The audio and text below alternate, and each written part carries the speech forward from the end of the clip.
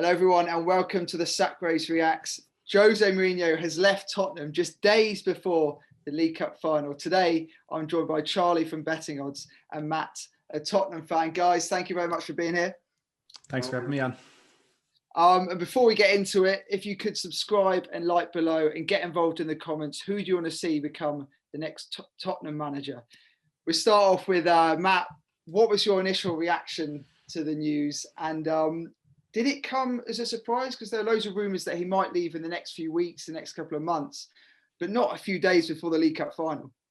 Yeah, I think the main reaction from Spurs fans is a strange mix of relief and shock, because a lot of us, I'll be honest, have been calling for this to happen. But for me, my initial reaction was just groggy confusion, because I was asleep in bed when the news broke. I got a call off my mom who's at work. She's like, "Josie's been sacked. You need to go live." So honestly, my initial reaction is on YouTube, because I was going to read through the stories as I was live. But yeah, it's crazy timing, like you say, 6 days before a cup final, and it looks at the moment like we're going to have Ryan Mason in charge of us going into a cup final against Manchester City. It's a strange moment for Spurs, and I think the shock, especially 12 hours off the back of the European Super League news, I think there's a lot of kind of reflecting and thinking to do in the Spurs fan base over the next couple of days. How would you sort of sum up his 18 months in charge? Because I know he wasn't initially a very popular appointment, but then he looked to be doing quite well. He got things going a little bit. You're doing well at the start of this season. Then it's all sort of crumbled this year. Yeah, it's been a sad decline that we've seen in the last 6 months, because a lot of people would forget that between October and November we were top of the Premier League table for a month, and it all fell apart after that defeat at Anfield in early December. But you can't really say anything other than it has been a failure for Jose Mourinho, and it's upsetting to say that, because there was so much. Well, for me, I suppose there was a lot of hope when he came in, and it felt as though what we were doing was, I wouldn't say ripping apart what Pochettino built, but using the basis and the platform that Pochettino had put in place at the club, and probably threatening its long-term future, but for short-term success, because appointing Jose Mourinho, you're going to win trophies, right? Apparently not, but I think if he had been given the money, things would have been a lot different. And we can criticize Daniel Levy for not putting that money in front of him. We can also say, well, the global situation didn't help that at all. But when you bring in Jose, for the disparity that he brings into the dressing room, and the toxicity that players often talk about with him, to make that somewhat worth it, you need trophies. And now all of a sudden we're the first ever club Jose's been at without getting some silverware. So I think if I had to pick one word, it would ultimately be failure. And earlier you mentioned Ryan Mason. He's overseeing training at the moment. Is he going to be in charge for the Saints game and possibly for the Man City Cup final? It certainly seems like that. I think the initial announcement from Spurs was that he will take over first team training straight away today, and that there will be a forthcoming announcement on who the next the managerial setup from there. I think it was Fabrizio Romano tweeted and said Spurs have already begun the recruitment process to bring in a manager for June. So it looks as though there will be an interim man put in place for the end of the season. And with the way things have been going, even the last couple of months with Ryan Mason being in the youth setup and stuff, I think we will see him there till the end of the season. And obviously changing managers isn't ideal just before a cup final, but could there be any positives to take from it? Could he stand a chance of beating Pep this weekend? I mean, Jose probably didn't stand much of a chance, and there's no better man for a cup final over 90 minutes. I look, even before this, I struggled to see Spurs getting anything out of the cup final, but I think we're back in that situation now. I mean, if you're looking at potential positives from this, a new manager bounce, you often see that happen. Hopefully that could carry us through to something, or maybe the players kind of realize and they now have to play for their future at the club because of a new manager could come in and could change everything. There could be something that happens, something that kind of kicks in amongst those players, but I'll be perfectly honest, I'm not holding out too much hope. Jack, I just wanted to ask you, like, obviously you work for the Sack Race, you see these managers coming and going. From the outside, is it a harsh sacking? I honestly didn't think he would go. Even in the summer, I honestly thought he would stay, mainly because of that massive £30 million payoff. And I just didn't think Daniel Levy would do that, especially given COVID and everything. But I mean, in the last few weeks, it's sort of become increasingly likely, isn't it? Is it harsh? I don't think it's particularly harsh. No, I just think I don't know if spiteful is the right word, actually, just before a League Cup final. I just think I'd much rather have Mourinho in charge, no matter what's going on. But we don't know what's going on behind the scenes, really. Something big could have happened, some big fallout. So you don't know. But Yeah, I wouldn't say it was harsh, but maybe you'd be a bit unfortunate being Mourinho. But as I was saying, I think I'm a Saints fan, and I think you've got an easy game against us in the next couple of days because we're awful at the moment. But Charlie, just to bring you back in, could you just tell us who the early favourite is in the betting to replace Mourinho? So yeah, the Tottenham market has been open for a while now. But before I go through the runners and we get Matt's opinion, there was some bizarre movement this morning where Jurgen Klinsmann came into joint favourite at 7-2. He's now drifted back out to 10-1. Quick reaction on your thoughts on that happening, Matt? I did not know that, and I'm not sure it's something I'd like to see happen. That definitely comes as a surprise, but I'm glad he's gone back down the pecking order. Yeah, he's a blinking and missing move. He's flown right back down. But right, let's get into it. Like I said, the market's been open for a while, and Julian Nagelsmann tops the market. He's 3-1, best price. He has recently been tipped to the Bayern job. Hansi Flick looks like he's going over to Germany. So Nagelsmann looks a good shout. Eddie Howe's next. I think Eddie Howe's odds have been cut. You can get him best price 8-1 with Paddy Power. Brendan Rodgers 7-1 with William Hill. I think he'd be one of my picks, but we'll get Matt's reaction in a bit. After that, Nuno Santo, he's 8-1 as well. And Scott Parker is next. Best price you can get 10-1. Other names: Rafa Benitez, Ryan Mason getting the job permanently 16-1. Allegri 16-1. I want to ask Jack about that. I think he should be a lot shorter. And another manager I wanted to ask Matt about, who I think would be really good for the job, Antonio Conte. That's the running. Matt, first up, I wanted to ask you, Julian Nagelsmann, do you think you could lure him in? Is he your first choice? I've gone really back and forth on this one. To be honest, I think if you'd asked me a few months ago, if you'd said Mourinho would be leaving and Nagelsmann was an option, I would definitely have bitten your hand off for that. But what I'm looking at is ultimately making this last couple of years for Spurs worth it. And I think in order for that to happen, we need to win trophies. And I think we need to go for a manager with a similar approach to the club as Jose would have, and that we need short-term success. And it hurts me to say that because we were so proud of the kind of long-term investments we were making under Mauricio Pochettino. But with Julian Nagelsmann, if he comes in, I'm looking at the players in the squad right now who won't hang around for another rebuild. And, Lloris, if he goes, fine, we can replace him. If Alderweireld goes, that's fine. Kane, I don't think he's going to stick around for another rebuild. I think if we do go with a Nagelsmann or a Howe or something like that, I think Kane will push as much as he can for a move away. Now, whether that will happen, whether teams will be able to afford him, look, that's obviously thrown into question with this European Super League. Maybe there's 11 teams out there who can easily afford him. I think Nagelsmann would be almost Daniel Levy admitting he was wrong to go with Jose Mourinho and then throwing this last 2 years into a scenario where everybody regrets it. So I think Nagelsmann in a different time for Spurs would be a fantastic option. But right now, I think we just need to win trophies in the next couple of years. Really interested you say that. Kind of surprised that you mentioned Eddie Howe there. And I wanted to ask Jack, we've been covering Eddie Howe. It looks like he was going to Celtic, but his odds have come in for Tottenham. Is this a rebuild job? Do you think Tottenham could go for Eddie Howe? I mean, about 3-4 years ago, maybe that was a possibility.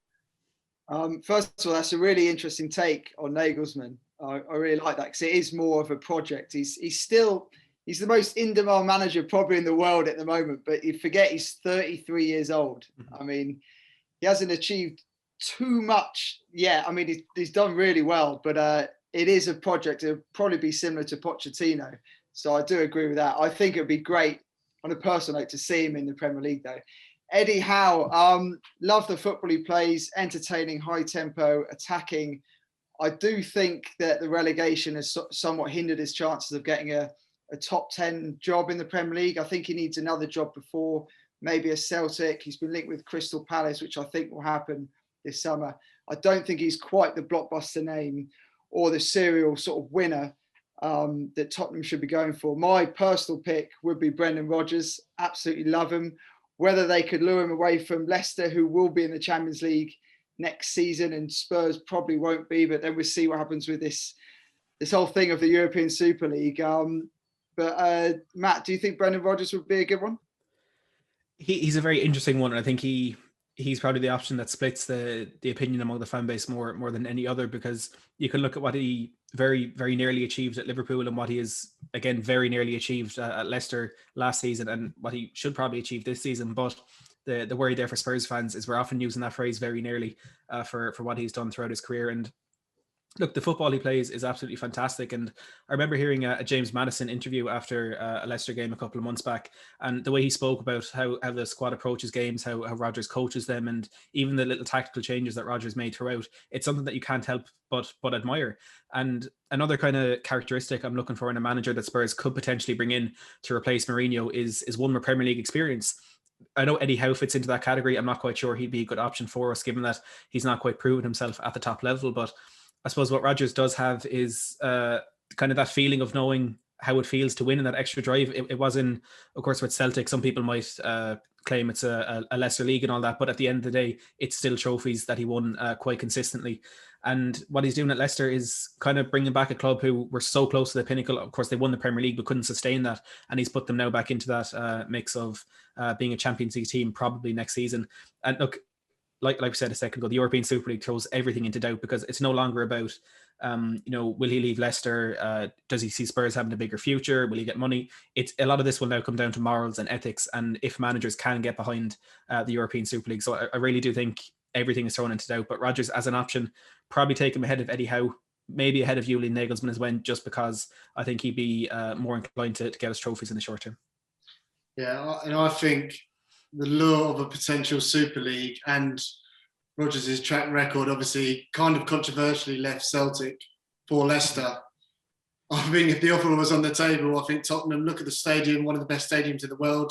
If Daniel Levy's got a budget, he could work his magic. And I think he's one job away from an elite job. That could be Real Madrid, Bayern Munich. I think he is that good. So like Jack said, I think he's a good shout. I wanted to run through the other two names below. Nuno Santo, he's 8-1. For him, I think this would be an amazing job. But again, you mentioned, I don't know if it's the right fit for Tottenham. And Scott Parker, me and Jack spoke briefly, but I don't know if this is just a Tottenham connection, but surely this job's too big for him. He looks like Fulham are going to get relegated, but he has played attractive football doing so. Any thoughts on any of those two names?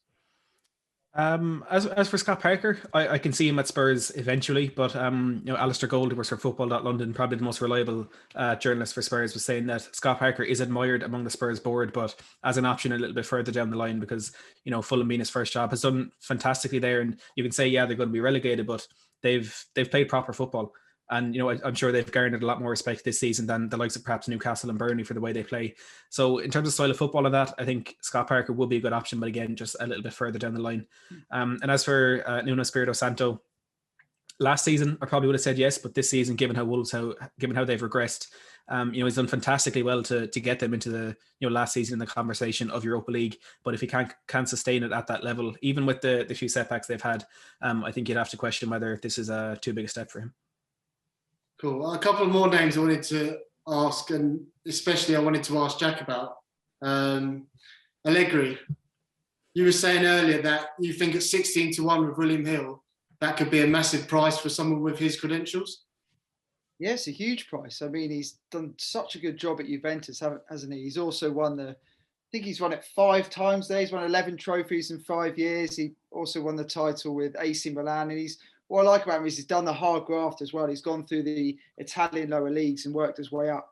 He has been out of work for 2 years while his style of football is a bit more pragmatic, not in that sort of a negative sense, but it's a bit more of a patient approach. But he is quite versatile tactically. He's managed ego, superstars. He's got a winning mentality, born leader. I thought it would have been about 3-4-1. And he's also said he wants to manage in the Premier League. So it's all sort of set up. Depends whether Levy wants to go down that route or point someone a bit more flamboyant. I'm not too sure, but at 16-1, I think is a great price. And I imagine that will drop. Also around that price is another Italian who I love, Antonio Conte. Obviously, he's a former Chelsea manager, as Jose Mourinho was. He's just about to win the Italian league with Inter Milan, but I don't think his future is 100% secure. If he did become available, Matt, I know you said earlier you wanted someone who could win instantly. Surely there's no better man than Conte for that. Yeah, definitely. You have to. He certainly does tick a lot of boxes. We're actually also in the last week or so linked with Maurizio Sarri, so I'm not quite liking this. Let's take the Chelsea rejects, but someone like Antonio Conte plays free flowing, attractive, kind of progressive football. I suppose utilizes fullbacks a lot, which is something that could suit the left hand side of our team. Maybe have to invest in a right back, but yeah, plays really good football. And if there is uncertainty around that future at Inter Milan, I know he's had a few disagreements with the board there. He could be a very good option. And look, if he came in for 2 years and won us a trophy or two, I don't think any Spurs fan would turn that down. Just on the point of Massimiliano Allegri as well, I think he's a really good option. Like you said, a fantastic manager did really well at Juventus. My only concern would be he's been out of management, like you mentioned, for 2 years. And within that 2 years, United, Chelsea and Arsenal have all gone on the hunt for new managers, and they've all overlooked him. So I'd wonder why that is. Has he turned them down? Have they just not even looked into the possibility of that? But again, wouldn't be a bad option. Right, I just wanted to reel off some alternative names and ask for Jack's opinion on any that stand out. And then Matt will get your decision on who you want Spurs to appoint. So Steven Gerrard, you can get 25 to 1. Jack's a Southampton fan, but Ralph Hasenhüttl, 33 to 1.